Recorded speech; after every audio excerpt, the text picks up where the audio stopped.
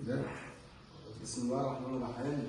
نبتدي بقى نتكلم لما يكون معانا حمام دكتور او مطبخ يركبوا بروسلين. الدخله بتاعت الصاله دي بالناس بتحتار تركيبها ايه. طبعا المفروض تتركب زي ما بتركبها كده رخام.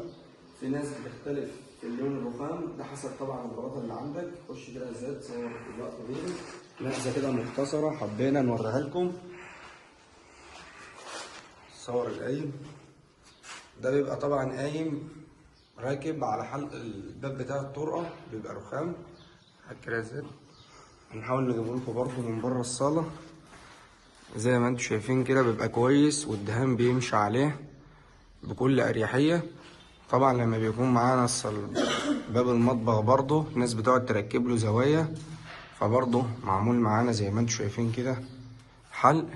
طبعا ده بيختلف عن الزاويه دي، ما بيبقاش فيه الزاويه دي، بيبقى زي ما انت شايف كده الحلق راكب بالاريحيه دي، ما بيبقاش فيه حتت صغيره هنا كده سامبوكسات بتبقى كلها رخامه طالعه بالشكل اللي انت شايفها دي يفضل ان انت تعملها على باب الطرقه او باب المطبخ. باب الحمام مش مهم عشان انت هتركب عليها لموتين ويبقى شكلها حلو زي ما انت شايف كده.